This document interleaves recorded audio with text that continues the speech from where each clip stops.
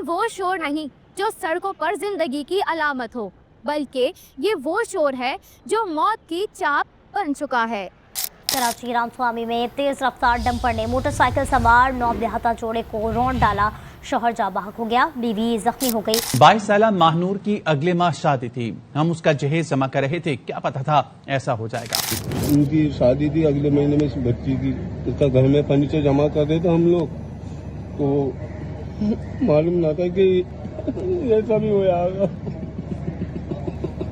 कराची के इलाके नॉर्थ नाजिमाबाद में डंपर ने सब इंस्पेक्टर को कुचल दिया। ट्रैफिक पुलिस एहलकार डंपर को रोककर चालान काट रहे थे। इस दौरान डंपर ड्राइवर सब इंस्पेक्टर को टक्कर मारता हुआ फरार हो गया। ये है डंपर माफिया, बेकाबू गाड़ियां, बेहिस निजाम और बेगुनाह जिंदगियां जो हर रोज कुचली जा रही हैं। कराची, लाहौर, रावलपिंडी या फैसलाबाद, कोई भी शहर इनसे महफूज नहीं। सड़कों पर दौड़ते ये भारी डंपर अक्सर बगैर रजिस्ट्रेशन, बगैर लाइसेंस और बगैर किसी हिफाजती तदबीर के जिंदगियां निकल जाते हैं।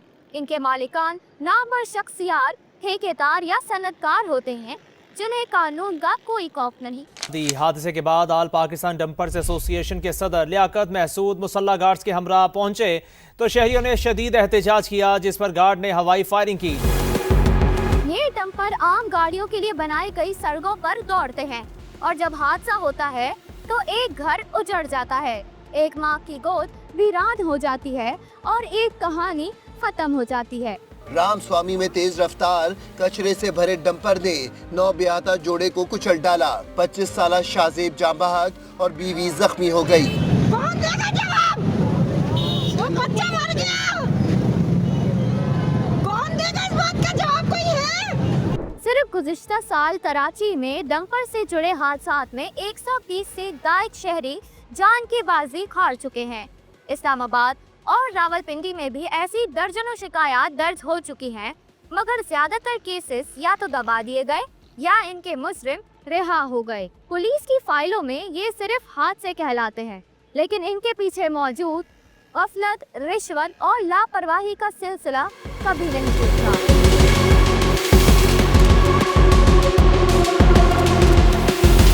मुतासिर अफराद के खानदान मदद और इंसाफ की भीख मांगते रह जाते हैं, मगर इंसाफ का निज़ाम इनके जख्मों पर मरहम नहीं रखता।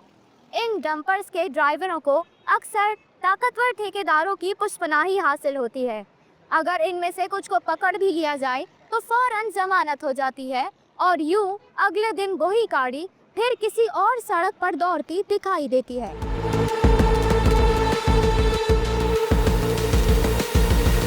सवाल ये है कि क्या इंतजामिया बेबस है या बेपरवाह? ट्रैफिक पुलिस कहती है कि इनके पास ना वसाई हैं और ना ही इख्तियारात, जबकि शहरी इदारे और महकमा ट्रांसपोर्ट एक दूसरे पर जिम्मेदारी डाल देते हैं। लेकिन आवाम पूछते हैं कि अगर एक मोटरसाइकिल सवार बगैर हेलमेट के पकड़ा जा सकता है तो एक डंपर जो जिंदगियों को रौंद देता है क्यों नहीं?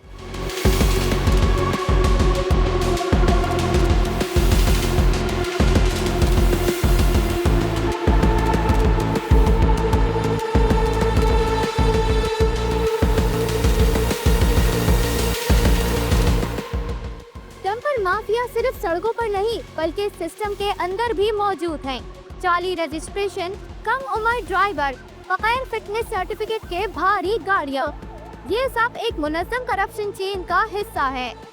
ज़राए के मुताबिक कई डंपर ऐसे हैं जो चोरी शुदा या जाली नंबर प्लेट्स के साथ चल रहे हैं और अगर ये किसी हादसे में मुलविस हों तो असल मालिक का सुराग लगाना भी नामुमकिन हो जाता है। कुछ शहरों में अब हुकूमत ने भारी गाड़ियों के लिए ट्रैकिंग सिस्टम और डिजिटल रजिस्ट्रेशन का मंसूबा शुरू किया है, लेकिन आवाम का कहना है कि जब तक कानून सबके लिए बराबर नहीं होगा, इंसाफ सिर्फ एक ख्वाब ही बन के रह जाएगा।